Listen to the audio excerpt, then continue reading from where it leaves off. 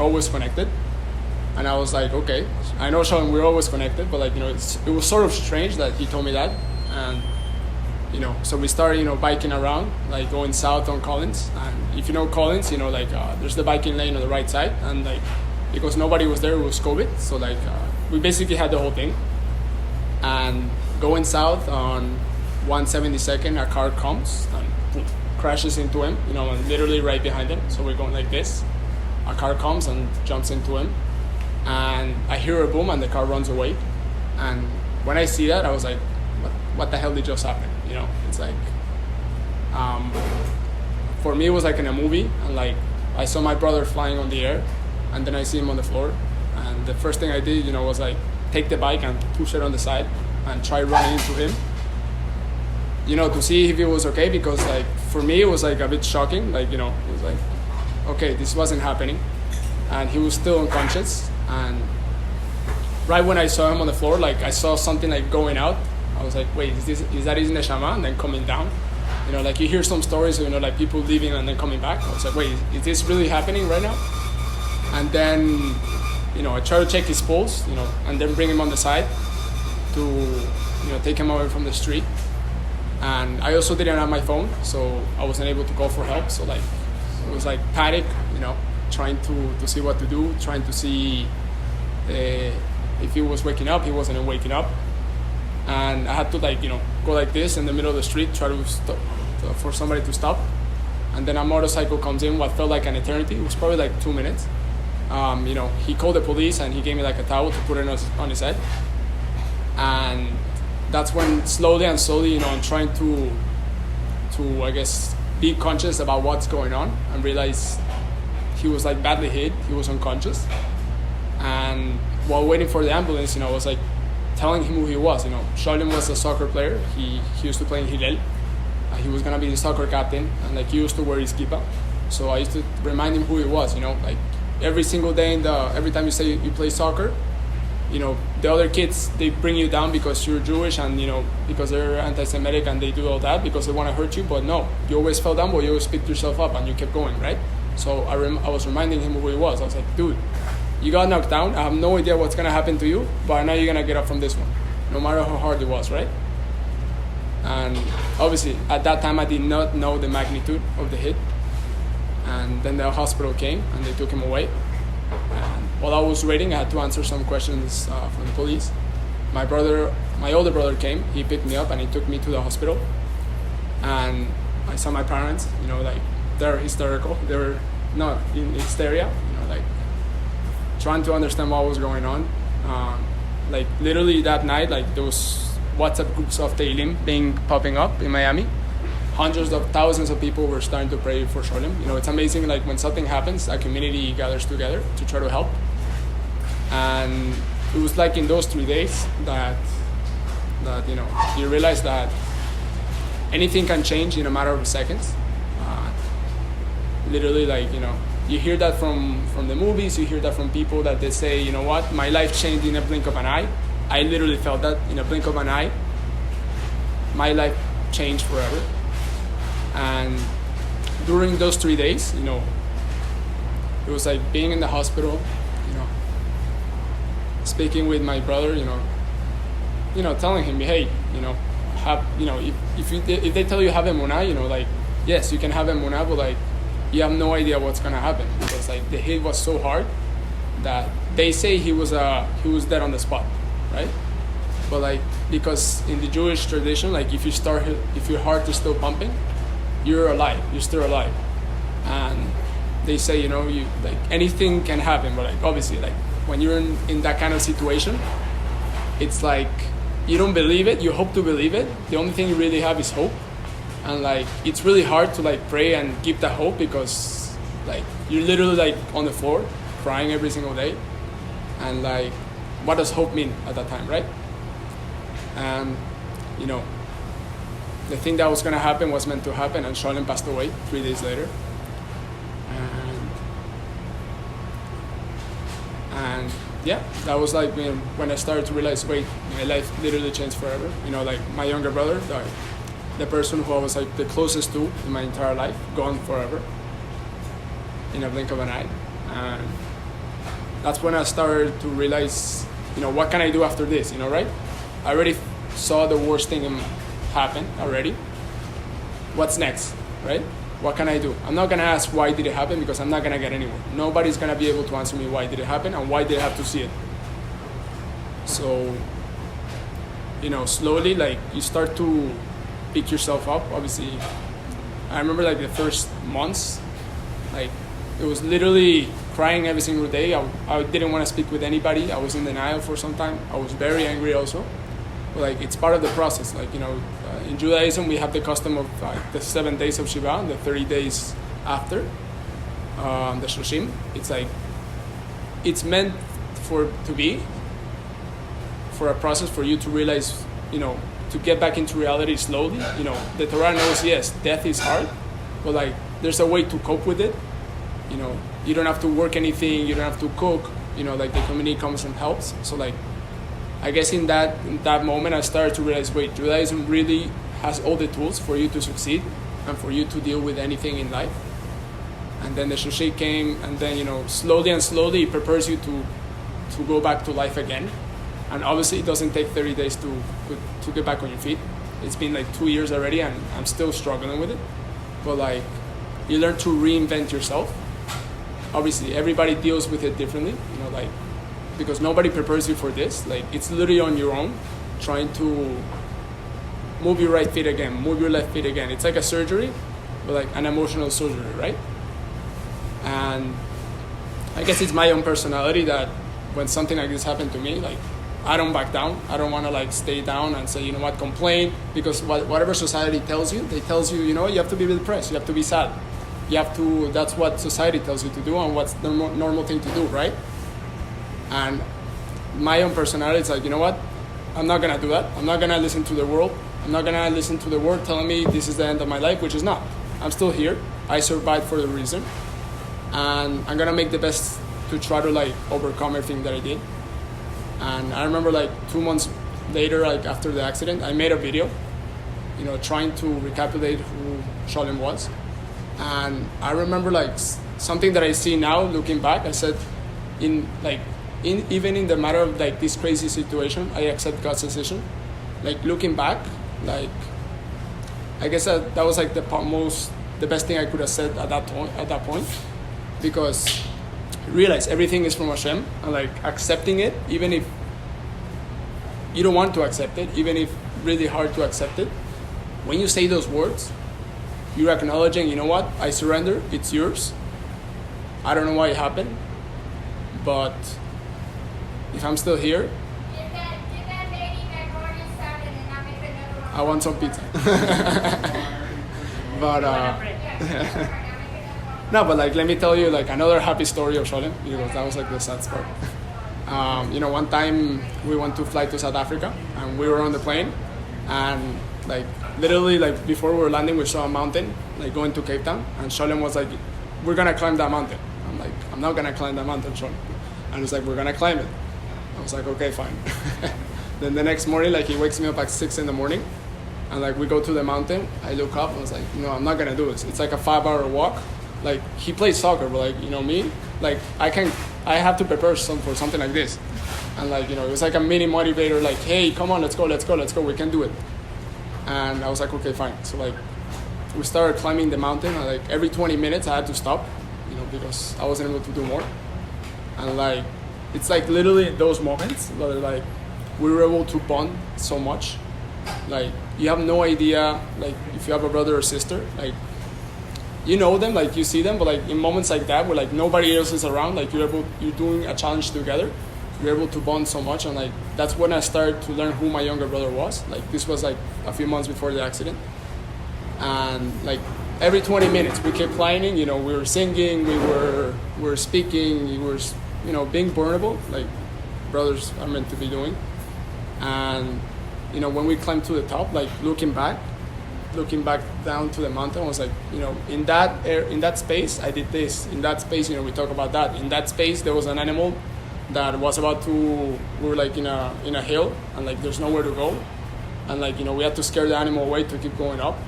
It's like, there's like a cliche saying in English that you say, it's not about the journey, it's not about the destination, it's about the journey. And like, looking back in that mountain, it's like, we did this, we did that. Like, I thought I was not able to do that and climb that mountain, but like, I did it with my younger brother, and like, we did it together. And like, I guess that story comes back to like after the tragedy. Yes, it's not the destination. I have no idea where it's gonna take me, but like the journey, looking back the past 2 years, it's like, yes, I did this, I did that, I did that, I did that, and I did that. And it's like when you feel like you're in a never-ending tunnel, it's like every single second you're able to go up, and you're able to start anew, reinvent yourself. And the only, I guess the best way to do it is literally with emunah. I don't know how anybody's able to deal like with your story. Like, I don't know how's anybody to deal with stuff like this without emunah, because if something like this happens, like, what's the reason you're gonna give it to, right? Somebody dies, like, okay, what am I gonna do now? Like, how can I honor him? What's the legacy? What's the meaning? What's the, what about all those memories that we had? Like, is that all gone forever? It's not. There's the concept of the neshamot are always connected. So like, it's interesting, like before the accident, my brother Sholem told me, we're always connected. So I guess now, looking back, I guess he knew he was already gonna leave, and like he wanted to tell me that, hey, I'm gonna leave you, but don't worry, like I got you from above, and we're always connected. And like I feel him. I speak with Sholem every single day, and like it's like it's not only me and my younger brother who are connected, we're all connected. Every neshama is connected. So like, even though somebody's down and somebody is not here forever, somebody's gone, your grandfather or whatever, like they're always connected. Like it's in the concept of being oneness and no milvado, which is, even though something does not make sense, even though there's a war in Ukraine and Russia, even though like, there's horrible things happening in the world, there's a bigger reason, there's a bigger purpose of what's going on. And you have to trust it. You have to trust the process. You have to trust yourself that you are able to overcome it. And I mean, I can tell you, like, when some people said I was gonna get PTSD, but I think I got post-traumatic growth, because like when there's so much like pain, you're able to like turn it, and it sort of catapults you into something bigger than you are. And like looking back, I'm not the same person. I'm a totally different person. Like, I'm able to be more calm, I guess more confident and all that. And what else I want to say? Also, like, the part of building a legacy, and how do you remember somebody who passes away, right? So like the Torah way will be like, do tailing for him, do story teaching for him. But like as a family, what we wanted to do, we wanted to bring like the values that he had. If he played soccer, we created a soccer academy to give an opportunity for kids to play soccer.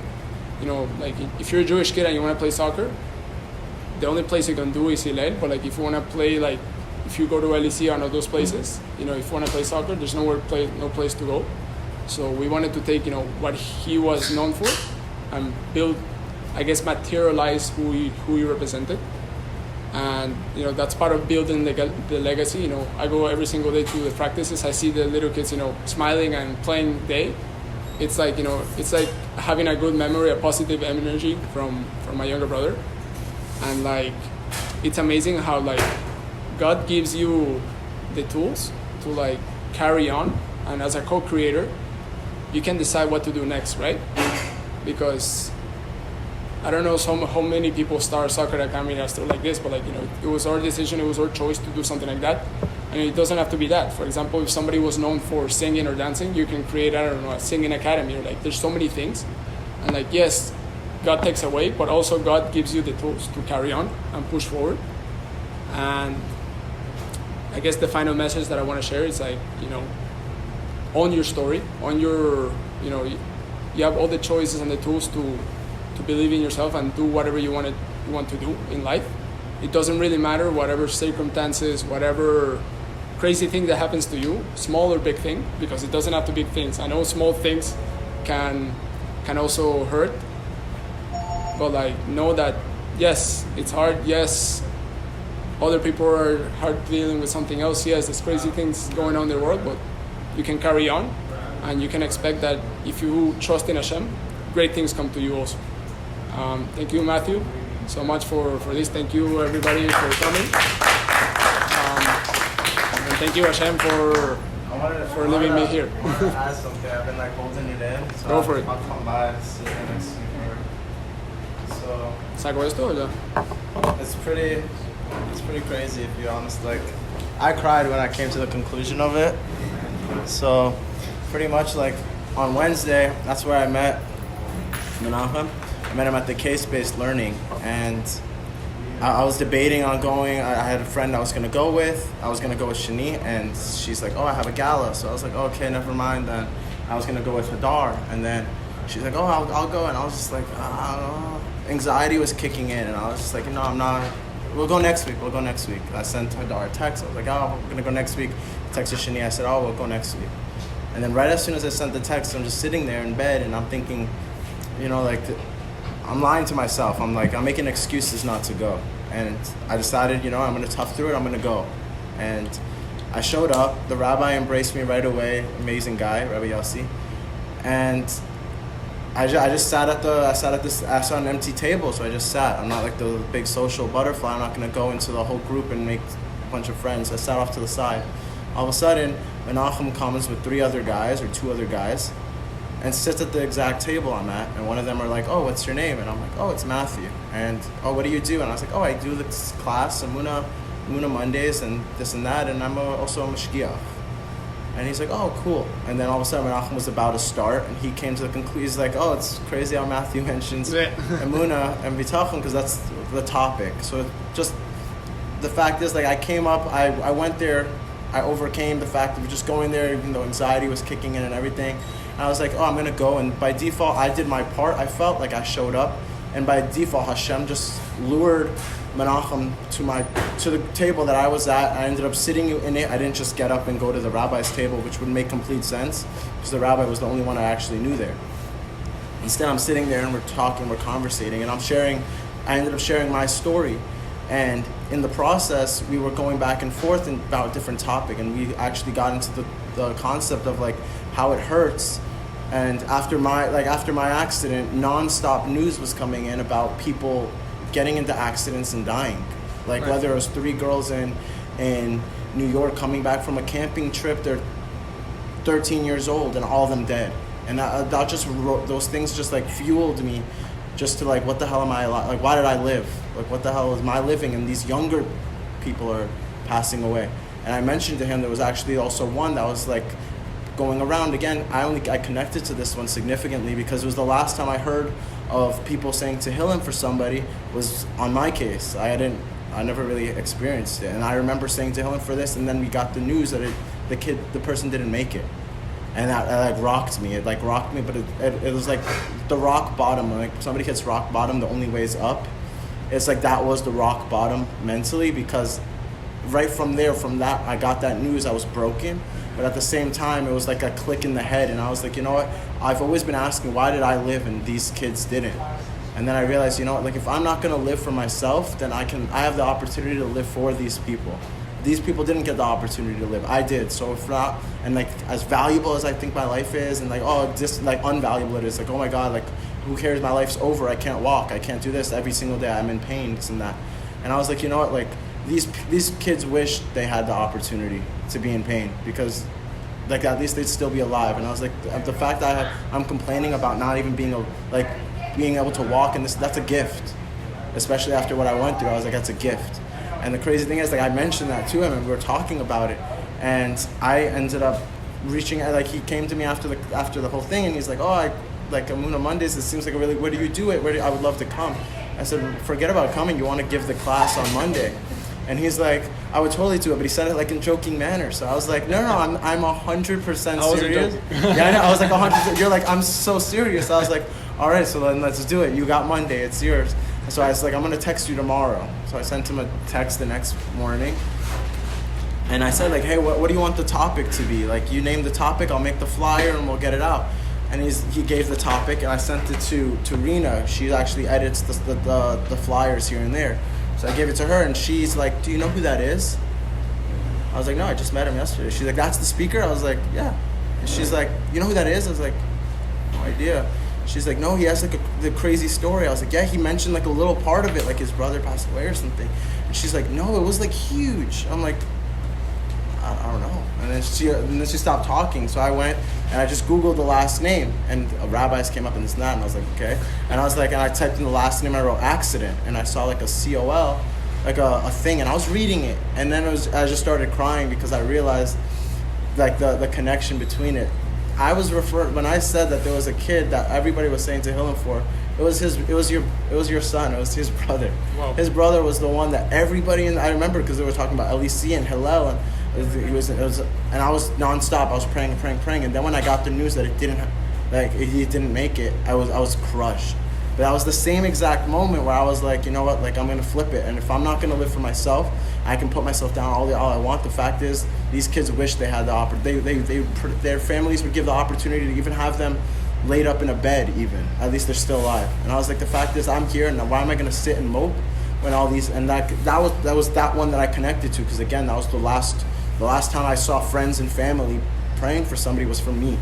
And then I was just connected to that one. I only realized afterwards that it was your brother that was the one I was talking about. And it's like, it goes so much, it goes even crazier than that. Like here, like let me get my phone real quick. It's like insane because my mom is friends with Gilinski, the last Gilinski. And I guess she was friends she's friends with you guys, so she told my mom about your, like, what happened to your son and everything. And I was just like, oh wow, and that's how I ended up knowing about it. Correct? So the crazy thing is, though, is that at that time, a year after my accident was April 14th, 2019. So a year later, I finally got news that my surgery is finally going to be taking place. We just have to raise money. It was a fundraiser. And I created the fundraiser completely from scratch, watched YouTube videos, how to do it, how to this, all that. I just looked at it as an opportunity to finally put some focus and time into something that can, like, other than just sitting and moping around. And I did that, and I reached out. I sent it to all my contacts. I asked them to send it. I did my part. At the end of the day, it was just like, you know what, I'm doing my part, that's it. But Mrs. Gilinski reached out to my mom and told me that the whole story. So my mom, and then on top of that, I don't know if you remember it, but you actually donated to my fundraiser. No, but like you donated, but with like I don't remember. Like thank God there was a lot of donations, but I don't really remember them. But I remember this one because like all the accidents showed them like a lot of connections. Like you actually wrote like a note on it, and I didn't really know the names of anybody, so no, like it was so like you wrote like Elui Nishmat Sholom Dovber Ben Yosef. I will pray for you. My son couldn't survive for an accident. Hashem will help you. I want to see you walk.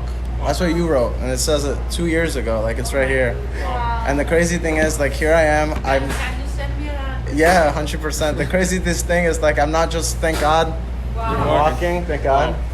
But like from this thing, it's like all it sparked the whole process, and now it's not like that. I created this thing called Emunah Mondays, just instilling faith and belief in Hashem and trusting in Him, because even when there's no light at the end of the tunnel, you can still come out of it. And like I feel like we're both all perfect examples of it. Like when there's no light, that seems like you can't fix it, you know.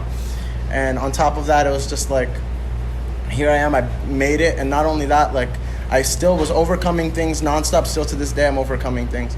And I was just like, you know what, I'm not going to let anxiety stop me. I'm going to go to this class. Lo and behold, I meet your son. 2 years later, it's your son at the same table. And he asked me to share my story. I mentioned your son's story to him, not even knowing that it was your son. Wow. And it's just like, and now here we are. And then I only realized it after this whole thing. And it just makes me really like understand that, you know, like, Why we didn't like know. everything is like every like We still put in the movie. like Hashem had it all already planned out. Sure. Like your son's accident is what fueled my recovery, and like he didn't make it, but then from there it just grew, and to the point where it didn't just grow, but it grew completely 100% full circle with not even like a U-turn or no redirection whatsoever. It was just like, it was so direct from the whole. Yeah, it was just so direct. It was like just so direct from the point of like, I get a donation 2 years ago. I never even gave it a second thought. I was just like, oh, thank God, you know, like, thank God we have somebody that donated. And then I just remembered that one, because like, that's insane to think about, like getting a donation that says my son didn't live, but you did. That's just like, it's chilling. And again, like I said, it just instilled the fact of like, if I'm not gonna live for myself, I'm gonna live for all the ones that didn't live. And your son was that one that pushed that. And here we are, like, created this thing, and your older son's coming and speaking about it. And I only realized it, and I was like, please get your mom and dad to come. Like, I know it's probably sounds so weird, but please get your mom and dad to come. I was like, please do it. Like, I don't care what it's gonna take. I don't care if it's money. What is it? I don't care. Like, just get them to come, please. And he's like, Bezrat Hashem, they'll come. I was like, wait, Bezrat Hashem isn't a guarantee. I was like, wait, are they coming? I have to record this story. You know, it's crazy. Like that day, like I had a broken heart. I was like, you know what, Hashem, I'm gonna speak about Emunah, and like we met. Yeah. I was like, wow, like it's like Hashem guiding you. You know what? You ask Hashem to do something, and He guides you to keep going. So like, it was crazy because like that topic, like, I can speak about my son. yeah, for sure. He is the example for everybody. He is. I'm telling you. I learned that from you. We as a parents, it's hard what we went through, but I am thankful that Menajem has a mission. She's like, I'm sure. But I'm a Yiddish mom. I can speak. I don't have a doctorate, son. I don't have like, Yiddish mom say, I want a doctor. No. I have a lawyer. I have a marriage. This is the most important. Like, I have a marriage. Thank you for the story. No, thank you so much. Again, like, your donation is what fueled this whole entire thing, and it's just crazy to think about. Like, to you, maybe it was just like, you know, hey, like, this person needs help, I'm just gonna donate. How it came completely around is just, it just shows, like, Hashem had it all planned out from the beginning. And, like, even when we feel like there's zero to it, like, again, like, a donation came in 2 years ago. From 2 years ago to now, it still makes no sense how the heck I created this from the ground up. Just like, you know what, I had a thought. I was like, you know what, I'm gonna do this. I reached out to NCSY, reached out to CTEEN. I was like, oh, is Monday? I didn't want to step on anybody's feet, and everybody said they don't touch Mondays. Nobody touches Mondays. I said, all right, I'll take Mondays. But now it's Tuesdays too. Now it's Tuesday. Tonight. So that was the thing. So I was like, you know what? I'll take it, and not just take it. Like I'll take the challenge of Mondays. They said, oh, Mondays, nobody comes out on Mondays. It's the start of the week. They all have work, this and that. And I was like, okay, I'll do it. And thank God, like from it, the stories just get crazier. And then the fact that I met him is just, it's just insane. It's just like it doesn't even seem real. Like when We are doing a movie. if somebody was to say this, it doesn't sound real though. No, she's doing a movie. Oh, so for sure. I'm doing. So for sure. Yeah. So I want that story. And I was trying to like keep it low. It's like, oh, I don't want to like give him the. I was like, oh, I don't. You think she'll make the connection if she realizes it's me? And I was like, I hope not. I really want to. I hope they come. I'm very happy. But no, like, so thank you again. Like, this is all again from you and your son. Like, the effect is just nonstop. Like, he might not be here physically, but there's no way. Like, the connections are all there. Like, He's in everywhere. he's literally everywhere. To the point, like, the odds of me that makes no sense. Like, I didn't know anybody. I walked in there, I didn't know anybody. I sit at a table. He says the topic is Emunah and Bitachon. I decide to open up, and it's all that comes from this, and here we are now.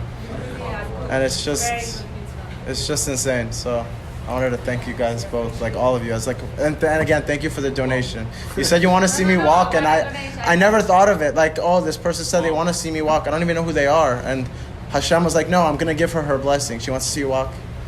I'm not just walking, but thank God. So. I want you to the pizza. We are old people. Thank you so much. Thank you so much. Thank you. I appreciate. Thank you so much. Thank you so much for. Of course. Now it's in Instagram. Yeah?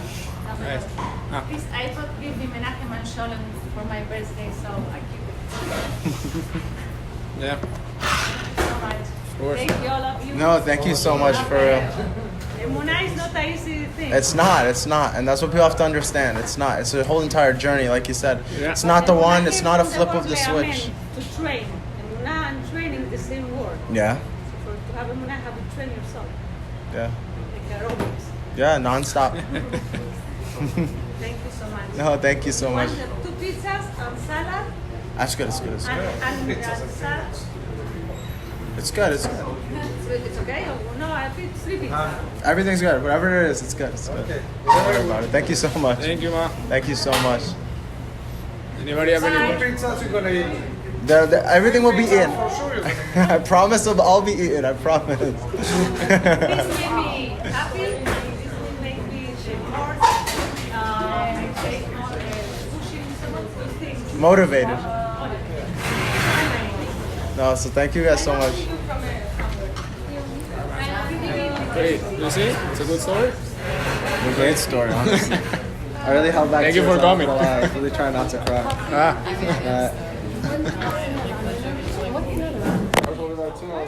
Said everything's connected. I really believe that she didn't. Yeah. Waiting for you to drop. Yeah, Oh, this is good.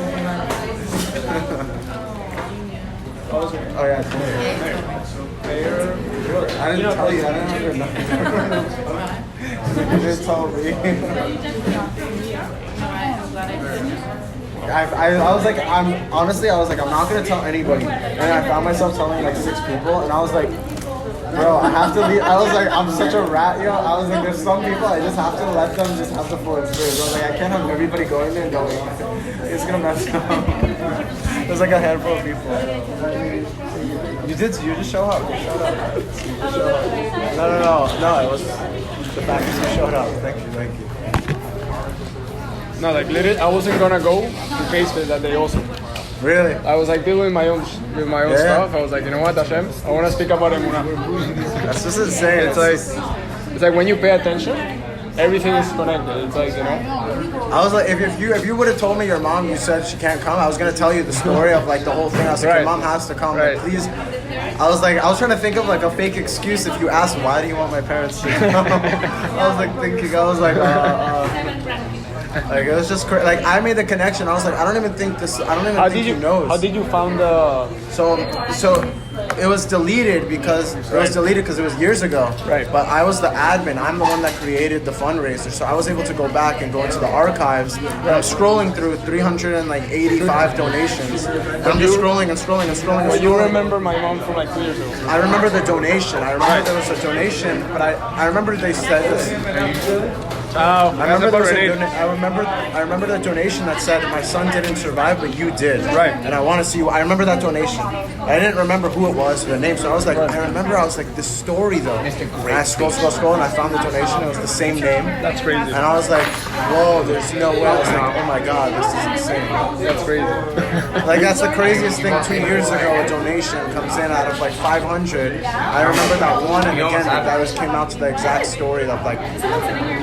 That I was just like, and I remember I said it to you. I said there was this time that everybody was praying, Right. And it was your brother I was talking about, and it didn't even occur to me, and it didn't click to you either. I was just like, yeah, everybody just said to him and this and that, and then unfortunately the person they passed away. It was literally I was talking about your brother to your face, and it was just like I had chills when I came to the conclusion. I just started crying, and I messaged her. I was like, there's no way. Oh my god! And I sent her the picture. It's just like it's insane how like this was a clear sign of like that whatever path I was on, whatever path I went through is the exact path that Hashem wanted. Oh, for sure. Because it all led to the exact person, like exact thing. And it's like you can't make this up.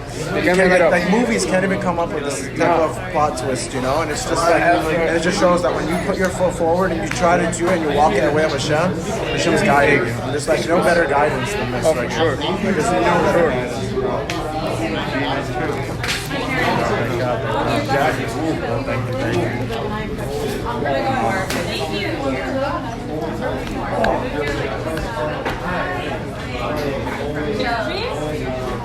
I'm still like, I was shaking the whole time, like an adrenaline rush, but it was like weird. It was like, it wasn't a thing. It was it was like insane. I'm just like, the whole time I was just there like this, and then like when you were mentioning your brother, I was really trying not to cry. I was like, I don't want to cry again. Like, I always get the sniffles, and my nose gets like stuff. I was like, I don't want to cry again. In my car. Wow. I'll probably cry tonight. I'm gonna be honest. I'm breathing very strong. Thank you. I'm breathing. What does it say? It's really inspirational. It says wow. Thank you. It's just insane. Like I still can't put my head around it, you know, like. Yeah. so nuts. I just told your parents I wanted to come to the I didn't make the connection until you started speaking. What the hell? Like, what did I do? I feel like there's something else. Okay, yeah. Started speaking. I